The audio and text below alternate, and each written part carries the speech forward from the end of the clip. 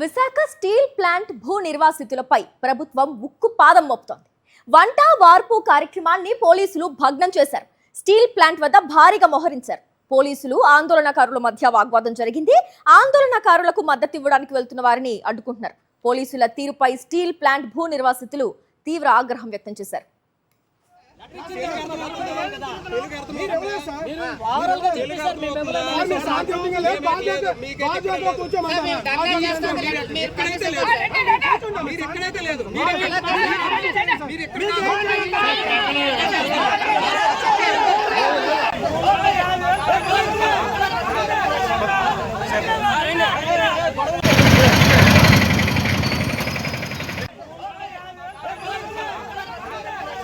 పోలీసుల తీరును వ్యతిరేకిస్తూ నిర్వాసితులు ఆందోళనకు దిగారు. 8,500 మంది నిర్వాసితులకు ఉద్యోగాలు ఇవ్వాలని, తొలగించిన వారిని తిరిగి విధుల్లోకి తీసుకోవాలని డిమాండ్ చేస్తున్నారు.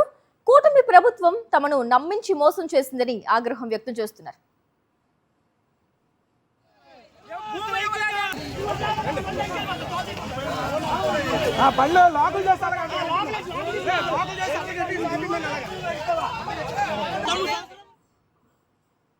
ఒక పక్క వంట వార్పు కార్యక్రమానికి అనుమతి లేదు అంటూ పోలీసులు, ఇక మరోపక్క పోలీసుల తీరును వ్యతిరేకిస్తూ నిర్వాసితుల ఆందోళన.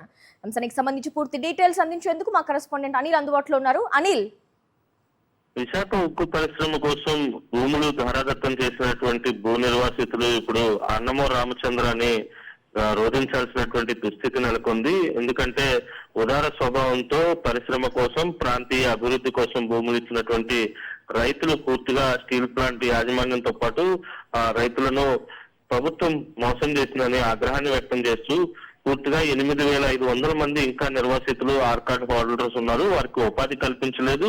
కాంట్రాక్ట్ కార్మికులుగా పనిచేసుకుంటున్నటువంటి వారిని విధుల నుంచి తొలగించినప్పటికీ రాష్ట్ర ప్రభుత్వం ఏమాత్రం మాట్లాడలేదని చెప్పి ఆగ్రహం వ్యక్తం చేస్తూ వారంతా ఈ రోజు ఒక కార్యక్రమానికి పిలుపునిచ్చారు.